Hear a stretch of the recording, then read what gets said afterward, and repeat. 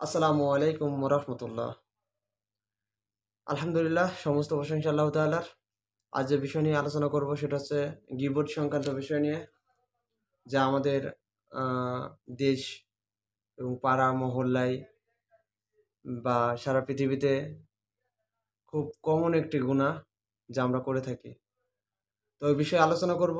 যদি ভিডিওটি ভালো লাগে অবশ্যই লাইক শেয়ার কমেন্ট করবেন, এবং ভিডিওটি ভালো লাগলে আমাদের চ্যানেলটির সাথেই থাকবেন সাবস্ক্রাইব করে। আমি আশাবাদী। তো আমরা জানবো আগে গীবত কাকে বলে।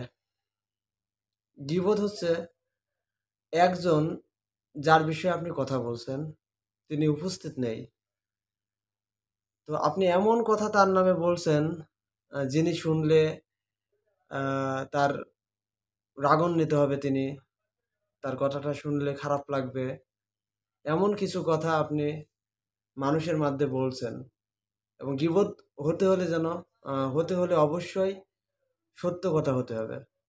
যদি ওই ব্যক্তি প্রকৃত অর্থেই সে কাজ করে বা সেটা তার ভিতরে থাকে, আপনি তিনি উপস্থিত নেই, আপনি তার নামে সেই কথাটা বলছেন, সেটা হচ্ছে গীবত। আর তার ভিতরে যদি সেই কোয়ালিটিটা না থাকে এবং আপনি তার বিষয়ে বলছেন, তাহলে সেটা হবে পরনিন্দা। তাহলে গীবত হতে হলে অবশ্যই সত্য কথা হতে হবে, এবং লোকটি রাগান্বিত হবে, আপনার কথা শুনে আহ, খারাপ ভাব মানে খারাপ অনুভব করবে।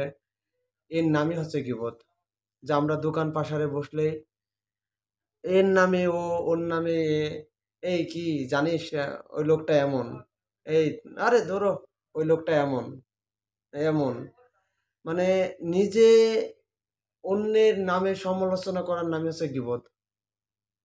তো আমরা এ থেকে বেঁচে থাকবো। আল্লাহ তাআলা পবিত্র কোরআনে হুজরাতে আয়াত 12-তে বলছেন, হে ইমানদারগণ, তোমরা অন্যর নামে গীবত করিও না, বা অন্যকে নিয়ে সমালোচনা করিও না, বা অন্যর গোপনীয় দোষ ত্রুটি খুচরিয়ে খুচরিয়ে বের করো না। তোমরা কি তোমাদের মৃত ভাইয়ের মাংস খাওয়াকে পছন্দ করো? নিশ্চয় এটা অপছন্দনীয় কাজ। তাহলে আমরা এত বড় একটা কথা আল্লাহ তাআলা বলছে যে তোমরা কি তোমাদের মৃত ভাইয়ের মাংসকে ছিঁড়ে ছিঁড়ে খেতে পারো? আস্তাগফিরুল্লাহ। এত বড় গুনাহের কাজ আমরা দোকান পাশারে, পটে ঘাটে, পাড়া মহল্লার ভিতরে, যেখানে যার নামে সুযোগ পাচ্ছে সেখানে তাকে নিয়েই গীবত বা সমালোচনা করছে। এটা বিশেষ করে আমার মা বোনদের ভিতরে খুব বেশি হয়। আস্তাগফিরুল্লাহ, আল্লাহ মাফ করুক। আমরা অবশ্যই গীবত করা থেকে বেঁচে থাকবো। আপনি ভাবছেন যে হচ্ছে তিনি নেই, আরেকজনা কাছে তার গোপন কথাটা বলিয়েন না, প্লিজ বলিয়েন না। এই যে এটা আপনার আমল, এটা আপনার আমল। এই আমলটা, এটা মনে করেন আপনার নামাজ, রোজা, হজ, জাকাত, রাতের সালাত। আপনি যাই করেন না কেন, এত আমল করছেন, এত আমল করছেন, কিন্তু আপনার ভিতরে গীবত আছে বা গীবতের অভ্যাসটা আছে। এই যে মনে করেন এটা আপনার পুরোটা আমল। একটা কাঠের সাথে যদি একটা ম্যাচ বা আগুন জ্বালিয়ে দেওয়া হয়, ওটা ধিকে ধিকে ধিকে ধিকে ধিকে ধিকে পুরোটাই কিন্তু জ্বালিয়ে ফেলে। ঠিক আপনার আমল, আপনি যাই করেন না কেন, রাতের সালাত করছেন, ৫ ওয়াক্ত নামাজ পড়ছেন, ভালো মন্দ সবকিছু করছেন, কিন্তু আপনার ভিতরে গীবতের মন মানসিকতাটা আছে।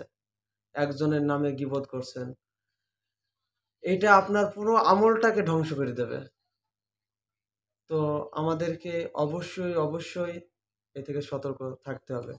আবু হুরায়রা রাদিয়াল্লাহু তাআলা থেকে বর্ণিত, রাসূলুল্লাহ সাল্লাল্লাহু আলাইহি ওয়াসাল্লাম বলেছেন যে, তোমরা কি গীবত সম্পর্কে জানো? তো সাহাবীগণ বলছে, আল্লাহ এবং আল্লাহর রাসূলই ভালো জানেন। তখন রাসূলুল্লাহ সাল্লাল্লাহু আলাইহি ওয়াসাল্লাম বলছে, তোমাদের ভাই উপস্থিত নেই, তো তার নামে সত্য কিছু কথা বলছো, যা শুনলে ব্যক্তি রাগান্বিত হবে বা তার ভিতরে খারাপ মনোভাব সৃষ্টি হবে।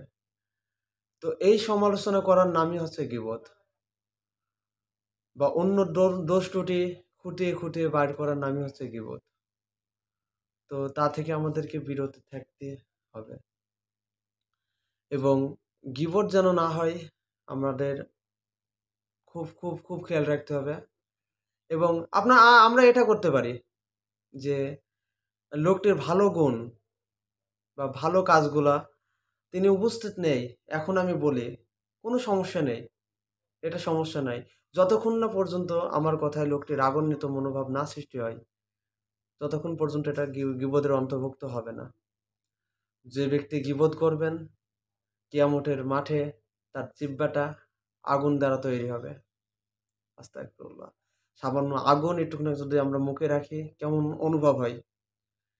আমরা এ থেকে বিরত থাকবো। আল্লাহ তাআলা আমাকে এবং আপনাদেরকে গীবত করা থেকে রেহাই রাখুক এবং আল্লাহ তাআলা আমাদেরকে এই গীবত করা থেকে মুক্ত রাখুক। আল্লাহুম্মা আমিন। আসসালামু আলাইকুম ওয়া রাহমাতুল্লাহি ওয়া বারাকাতুহু।